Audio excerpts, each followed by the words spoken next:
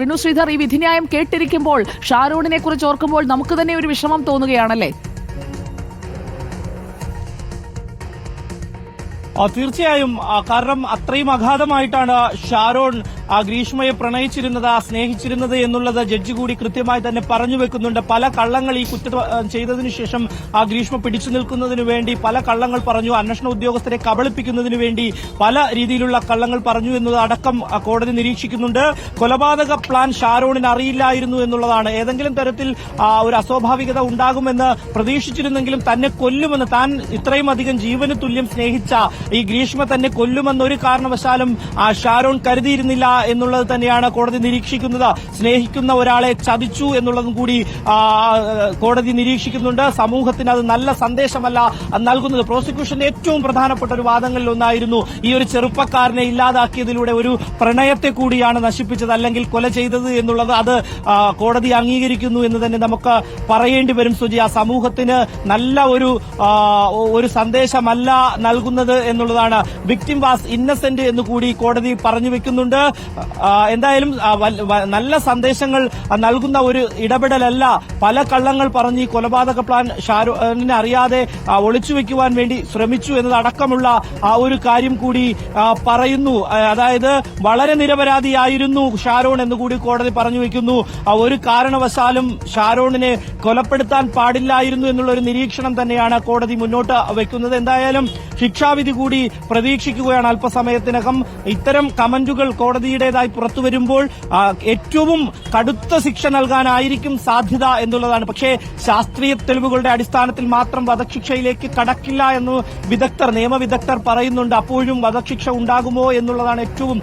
ഇതേ കോടതി തന്നെ മറ്റൊരു കേസിൽ വധശിക്ഷയ്ക്ക് വിധിച്ച ഒരു ചരിത്രവുമുണ്ട് കുറച്ച് മാസങ്ങൾക്ക് മുമ്പ്. അതാണ് ഏറ്റവും പ്രധാനപ്പെട്ട ഒരു കാര്യം. നിയമവിദഗ്ധർ ഉറ്റുനോക്കുന്നതും അതുതന്നെയാണ്. അതുകൊണ്ട് പരമാവധി ശിക്ഷയായിട്ടുള്ള വധശിക്ഷ വിധിക്കുമോ എന്നുള്ളതാണ് ഏറ്റവും നിർണായകമായിട്ടുള്ള ഒരു കാര്യം. എന്തായാലും വിക്ടിം വാസ് ഇന്നസെന്റ് എന്നാണ്, മെന്റൽ അല്ലെങ്കിൽ ഇമോഷണൽ, അത് കൊലയല്ല എന്ന്. അതായത് ഇത്തരം ഒരു ബുദ്ധിമുട്ടുകൾ ഉണ്ടായെങ്കിൽ പോലും അതൊരു കൊലപാതകത്തിലേക്ക് നയിക്കില്ല, കൊല ചെയ്യാൻ പാടില്ല എന്നുള്ളത് തന്നെയാണ് ഏറ്റവും പ്രധാനമായി കോടതി നിരീക്ഷിക്കുന്നത്. കാരണം പ്രതിഭാഗം പ്രധാനമായും മുന്നോട്ട് വെച്ചത് ഒരു പെൺകുട്ടി അനുഭവിക്കുന്നതിലപ്പുറം ഗ്രീഷ്മ അനുഭവിച്ചു എന്നുള്ളതാണ്. കാരണം എന്നാൽ ഇവിടെ കോടതി കണ്ടെത്തുന്നു റിനു ശ്രീധർ, ഇത് ആസൂത്രിതമായ കൊലപാതകമാണ്. വിക്ടിം, അതായത് ഷാരോണാണ് നിഷ്കളങ്കമായി പ്രണയിച്ചത്. ആ നിഷ്കളങ്കതയെ ചതിയിലൂടെ മരണത്തിലേക്ക് തള്ളിവിട്ടത് അത് ഗ്രീഷ്മയാണ് എന്ന് കോടതി കണ്ടെത്തുകയാണ്. ഒരു പെൺകുട്ടി എന്ന നിലയിൽ, 22കാരി എന്ന നിലയിൽ ചെറുതല്ല അവർ ചെയ്ത കുറ്റകൃത്യം എന്ന് കൂടി കോടതി കണ്ടെത്തുകയല്ലേ?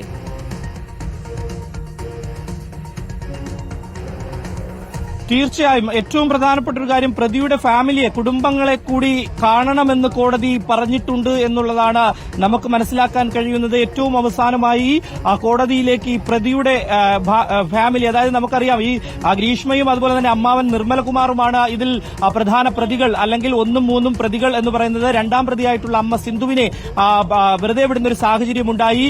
അച്ഛനുണ്ട്, ഗ്രീഷ്മയ്ക്ക് അച്ഛൻ കഴിഞ്ഞ ദിവസങ്ങളിലും കോടതിയിൽ വന്നിരുന്നു, ഇന്നും കോടതിയിലുണ്ട് എന്നുള്ളതാണ് മനസ്സിലാക്കുന്നത്. അതുകൊണ്ട് തന്നെ ഈ കുടുംബത്തെ കൂടി കാണണമെന്ന് കോടതി ആവശ്യപ്പെട്ടിരിക്കുന്നു. കോടതിക്കുള്ളിലേക്ക് അവരെ കൂടി വിളിച്ചിരിക്കുന്നു എന്നുള്ളതാണ് നമ്മൾ മനസ്സിലാക്കുന്നത്. എന്തായാലും നിർണായകമായിട്ടുള്ള ആ വിധി പ്രസ്താവത്തിന് മുന്നോടിയായി രണ്ടുപേരുടെയും കുടുംബങ്ങളെ കോടതിക്കുള്ളിലേക്ക് വിളിച്ചു എന്നുള്ളതാണ്. അതിനുശേഷമായിരിക്കും ഈ വിധി പ്രസ്താവിക്കുക.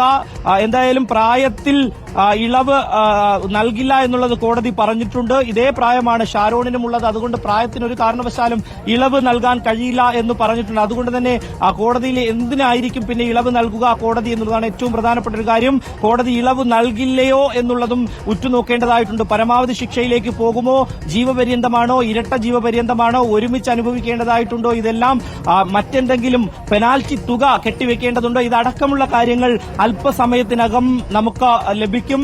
എന്തായാലും കോടതിയുടെ നിർണായകമായിട്ടുള്ള ഇടപെടൽ തന്നെയാണ് ഗ്രീഷ്മ ഷാരോണിനെ കൊലപ്പെടുത്തിയ കേസുമായി ബന്ധപ്പെട്ടുകൊണ്ടുണ്ടായിരിക്കുന്നത്.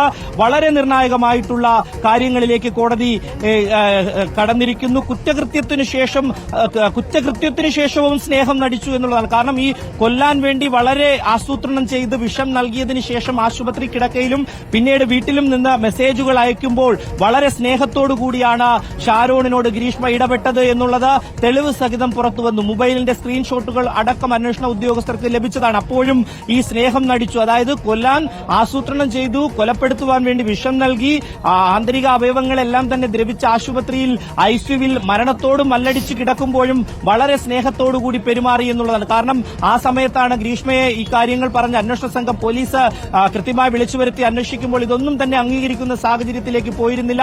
പലതരത്തിലുള്ള നുണപ്രചരണങ്ങൾ നടത്തിയിരുന്നു. അതിനുശേഷം തിരുവനന്തപുരം നെടുമങ്ങാട് വളരെ പോലീസ് പ്രധാനപ്പെട്ട കാര്യം, ഇങ്ങനെ സ്റ്റേഷനിൽ 22-ാം വയസ്സിൽ കുറ്റകൃത്യത്തിന് ശേഷം സ്നേഹം നടിച്ച് മെസ്സേജുകൾ അയച്ച ഈ പ്രതി ഇനിയും ഇങ്ങനെ ചെയ്യില്ല എന്ന് കോടതിക്കുറപ്പില്ല. അതായത്